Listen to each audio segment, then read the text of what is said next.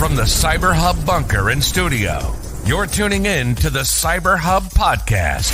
And now for your host and CISO, James Azar.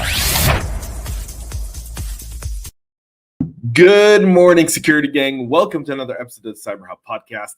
I'm on the road, obviously outside of the studio, and so is life. So is life, right? Like years ago, I'd say 4 years ago, we spent it in our homes. Now we're back up and at them, and we're seeing it everywhere, right? If you're a cybersecurity practitioner and you're looking for a 100% remote role, those almost don't exist anymore. A lot of companies are wanting people to move to a specific geographical area, be in the office 2 to 3 days a week. You can work home a few of the other days, but they want you in the office a few days a week. Completely understandable. So is life. So I travel, but still, podcast is right here to stay. So good morning. Thank you so much for joining the show today. We have a lot to talk about, so we'll get right to that here in just a moment. But before we do that, please go ahead and make sure to subscribe and follow the show wherever you can. That's the best way for you to support it. Share, comment. I want to thank all the listeners. We've got a few stories today that have been brought to us thanks to you, our listeners, viewers who said, hey, James, I don't know if you've seen this, but you should totally take a look at it. It's impacting us as a company, or it's impacting my customers as a security partner. And so with that being said, let's go ahead and get the show started. JamesAzar.substack.com is where you can find all the exclusive writing like the ones right in front of you here on the screen. And now without further ado, I've got my trusty CyberHub Podcast travel espresso mug, because I'm at a hotel with an espresso machine, which is sometimes a prerequisite. And hey, booking Expedia, Marriott, and Hilton,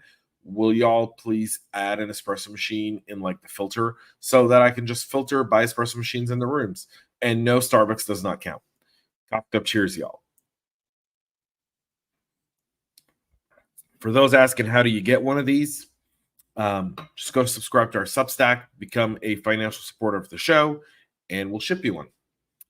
The city of Cleveland, Ohio woke up this morning, and many citizens woke up this week to the news of a ransomware attack that's really crippled the city for now what has been going on as the second week.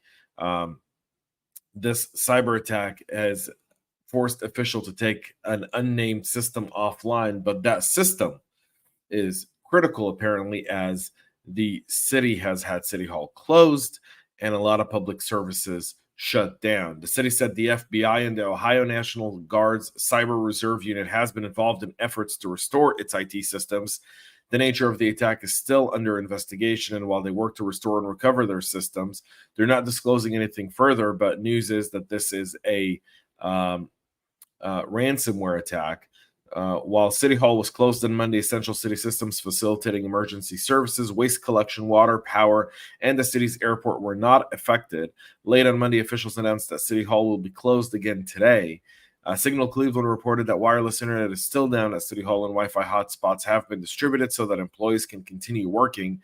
Despite the outage, employees were paid this week, according to the news outlet. A spokesperson added that the attacks on city and county governments have increased 50% over the last 6 months, representing a reality that no organization is immune to the cost of operating in the digital world, and that cities remain a target. If you recall, just a few months ago, we talked about the city of Wichita, Kansas, also suffering a ransomware attack. And it seems like if you're in a major city or non-major city, you are going to be a victim of a ransomware attack, and you should be prepared for it. This election cycle, ask your candidate, what are you going to do to help us be prepared for a ransomware attack? And if they don't have an answer, tell them not enough, not good enough. All right. Globe Life Insurance Company is investigating a data breach impacting the information of both consumers and policyholders. The life and supplemental health insurance provider disclosed the data breach last week in a filing with the SEC. Globe Life said it launched an investigation into potential vulnerabilities related to access permission and user identity management for a company web portal. After an inquiry from a state insurance regulator, the probe showed that the vulnerabilities likely allowed an unauthorized access to consumer and policyholder information. It's unclear what type of data may have been compromised at this time. Immediately upon notification, blah, blah, blah. This is the what I like to call the cookie cutter PR stuff. We right away went to address the issue, and we're still operational, and we're working with law enforcement and other cybersecurity experts in order to understand and mitigate this. Global life companies have more than 17 million policies and 227 billion of coverage in force. They weren't a target of a ransomware attack, according to them, or it appears unclear at this time. And as more information becomes available, we'll go ahead and share that. This story coming from one of our listeners here as well. New Wi-Fi takeover attack that all Windows users are being urged to update now. Microsoft is confirming now a new and quite alarming Wi-Fi vulnerabilities on Windows, which has a rating of 8.8 out of 10 on the CVSS scale. The vulnerability CVE 2024-30078 would not require anyone to have physical access to the targeted computer, although physical proxy is needed, meaning if you're sitting at a Starbucks or your favorite coffee shop, or you're traveling at a hotel and you don't have a trusty hotspot, you may want to take a look at this. Exploiting this vulnerability could allow an unauthenticated attacker to gain remote code execution on the impacted device, although what's most concerning is that the Wi-Fi driver security flaw affects all supported versions of Windows OS. Microsoft's confirmed that no special access conditions or extenuating circumstances are needed apart from the proximity requirement. An attacker could expect repeatable success against the vulnerable component. Microsoft is also warning that an attacker requires no authentication as a user before exploiting the vulnerability, nor any access to settings or files on the victim's machine before carrying out the attack. The targeted device doesn't need to interact at all. There's no link to click, no image to load, no file to execute. Jason Kikta, the CISO over at Automox, said that given the vulnerability poses a significant risk at the endpoint in dense environment, including hotels, trade shows, or anywhere where numerous devices are connected to Wi-Fi networks like office buildings. The one you're working from, where you're getting people to come in 2 to 3 days a week, that has a Starbucks in the lobby, potentially, one of those bad coffee shops, and maybe a store, a hangout spot. To protect against this vulnerability, you got to apply the patch immediately. This was patched on Patch Tuesday, so you want to make sure you apply this patch. There's no in-the-wild exploit as of yet, but it's significant. VMware is releasing updates to address critical flaws impacting their Cloud Foundation, vCenter Server, and vSphere ESXis that could be exploited to achieve privilege escalation and remote code execution. Several CVEs here. The first one, 2024 37079er and 37080 are multiple heap overflow vulnerabilities in the implementation of DCE RPC protocol that could allow an attacker with network access to vCenter Server to achieve remote code execution by sending a specially crafted network packet that has a CVSS score of 9.8. CVE 2024-37081 is a multiple local privilege escalation vulnerability in the VMware vCenter arising due to misconfiguration of sudo that an authenticated local user with non-admin privileges could exploit to obtain root permission that has a 7.8 CVSS rating. No known vulnerabilities have been exploited in the wild, but VMware is urging everyone to please patch those. This story also coming from one of our friends here on the show. Researchers have uncovered a new malware campaign that targets publicly exposed Docker API endpoints with the aim of delivering cryptocurrency miners and other payloads. Included among the tools deployed is a remote access tool that's capable of downloading and executing more malicious programs, as well as the utility to propagate the malware via SSH. According to Datadog, analysis of the campaign has uncovered tactical overlaps with previous activity dubbed Spinning Yarn, which was observed targeting misconfigured Apache, Hadoop Yarn, Docker, Altition Confluence, and Redis services for crypto jacking purposes. This attack commences with the threat actor zeroing in on Docker servers with exposed port, that's port 2375, to initiate a series of steps. Starts with reconnaissance, privilege escalation before the exploitation phase. Payloads are retrieved from adversary-controlled infrastructure by executing a shell script named VURL. This includes another shell script named b.sh that in turn packs a base64 encoded binary named VURL and is responsible for fetching and launching the third shell script known as ar.sh or ai.sh. All in all, this goes on to create some crypto mining, and you're paying the bill for it. Now we're going to go to China, where China's cybersecurity experts over the past decade have evolved from hesitant participant in global capture the flag competitions, exploit contests, and bug bounty to dominate in these arenas. And the Chinese government is applying those spoils towards stronger cyber offensive capabilities for the nation. As you know, China passed a law just a few years ago, I think it was last year, where any sort of bug discovered by anyone in China has to be reported to the Chinese technology government entity before it's shared with anyone else, thus giving them time to work on exploits, see if they can take advantage of it, and see if it assists in their reconnaissance methods for attacks.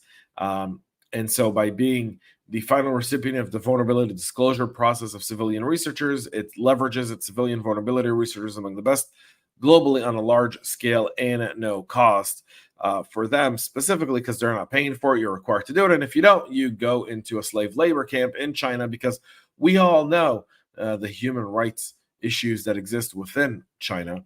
The open source intelligence reports comes as the US, Australia, Japan, South Korea, and other nations in APAC have struggled to improve cyber defenses against China's APT groups. And again, this is going to continue to be the case. You cannot fight this through diplomacy per se. Diplomacy is one aspect of this. However, you need to incentivize people to report this globally, and you've got to create a robust cyber pipeline. And again, one of the aspects here that China has done is it's done both a civil and military fusion initiative where you're sharing this stuff, and then as it's getting shared, it's going through the different regional cybersecurity teams, and as such, they're gaining an advantage there in order to find these vulnerabilities. And again, the story goes into kind of like their own bug bounty programs and stuff that they're doing and how they're superstars and all of that. Get it? China outnumbers us 50-1, according to what FBI Director Christopher Wray said in a congressional testimony just a few months ago. We get that. You know, this country is resilient. And I believe freedom is resilience. So there's that. And someone will write that I'm a fascist here in just a minute in YouTube. All right. A suspected China Nexus cyber espionage actor has been attributed as behind a prolonged attack against an unnamed organization in East Asia for a period of 3 years, with the adversary establishing persistence using the F5 Big IP appliance and using it as an internal command and control for defensive evasion purposes. Cybersecurity firm Signia, which responded to the intrusion in 2023, is tracking the activity under the name Velvet Ant. It's characterizing it as possessing a robust capabilities to swiftly pivot and adapt their tactics to counter repeated eradication efforts. According to the Israeli company in a technical report, Velvet Ant is sophisticated and an innovative threat actor that collected sensitive information over a long period of time, focusing on customer and financial information. The attack chains involved the use of known backdoors called Plug X, a modular remote access Trojan that's been widely used by espionage operators with ties to China. Plug X is also known to rely heavily on DLL side loading to infiltrate devices. Signia said it identified attempts on part of the threat actor to disable endpoint security software prior to installing it with open source tools like Impact used for lateral movements. According to the company, this meant that the threat actor deployed 2 versions within the network. The first, configured with an external CNC server, was installed on the endpoint with direct internet access that facilitated the exfiltration of sensitive information. The second didn't have CNC configuration and was deployed exclusively on legacy server. In particular, the second variant was found to have abused out-of-date F5 Big IP devices as a covert channel to communicate with external CNC servers by issuing commands over a reverse SSH tunnel, once again highlighting how compromising edge appliances can allow threat actors to gain persistence for an experienced period of time, and why you need to look at that as well. There's that. Government and military officials are fair targets of Pegasus spyware, according to an NSO group argument in court. The manufacturer of Pegasus that's been picked upon, I'd say almost unfairly, by many governments, since they're not the only spyware manufacturer on the planet. They may be the only one that's effective, but they're not the only ones. The statement is, the statement they said in a court filing was that if you targeted any government or military official with the technology, it's because they're legitimate intelligence targets. Hashtag true.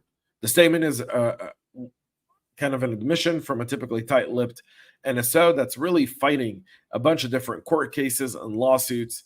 NSO group clients include and have been, repressive regimes. I don't know if Hungary's repressive. They're part of the EU. They're in the EU Parliament, so that's not it. UAE, Saudi Arabia. They deal with different threats and have a different approach to stuff there as well. So again, not justifying it, but I love how this is like repressive regimes. I don't know if Hungary's repressive. Pretty sure I've got a lot of friends in Hungary and nothing's repressive there. I think Coldplay has a show there today. Just saying, if it's repressive, you'd probably not have Coldplay there. So this is all kind of going back to the Jamal Khashoggi case years ago, where they used Pegasus in order to spy on his WhatsApp, and then he was later obviously brought into the Saudi embassy in Turkey and so forth. Citizens Lab classifies VIPs as high-ranking government or military officials. That doesn't really matter. All in all, what NSO is essentially saying is, if you're a legitimate target, doesn't matter what tool you are, it's a legitimate way to spy on someone, and this is the tool that governments are trying to use. Also, hashtag true there as well. All right, a former QA employee of the National Computer Systems was sentenced to 2 years and 8 months in prison for deleting 180 virtual servers after being fired. He was also fined $678,000 for the damages. That's Nagaraju Kandula, 39, pled guilty to deleting the VMs in an attempt to sabotage the firm's systems out of spite for being fired. NCS is an IT giant based in Singapore with a subsidiary of the Singtel Group. It operates in 20 cities across APAC and employs 13,000 people. He was let go of his job back on November 16th, 2022 for poor performance. The company overlooked and didn't invalidate his credentials. He logged in, deleted a whole bunch of servers, 180 to be exact. He was later charged and will now spend the next 2 years and 8 months in jail. Fundraising software provider Blackbaud was ordered to pay $6.75 million to the California Attorney General to settle over poor security practices that led to the ransomware attack and data breach in May of 2020. Blackbaud disclosed the ransomware attack in June of 2020, confirmed the data breach a month later, saying it took steps. The company paid a 24 Bitcoin at the time, $250,000 ransom. The company also revealed that the attackers had compromised social security numbers, bank account details, login credentials, which were stored unencrypted. There you have it, folks. Unencrypted. Just let me stop right there. Anyways, they got away cheap. They paid a $3 million fine. Agreed to pay they were fined $3 million by a settlement with the attorney generals of 49 states and Washington, D.C. California, for their end, didn't agree to that. They settled for $6.75 million in penalties, including better processes in place. So that's it for our show. We're way over time this morning. But that's it. Please make sure to subscribe. Follow us on your favorite podcast listening platform. We'll be back tomorrow, 9 a.m. Eastern, live here with all the latest and greatest. Until then, have a great rest of your day. And most importantly, stay cyber safe. We love feedback, so make sure to connect with us on social media and subscribe to our podcast on your favorite podcast listening platform.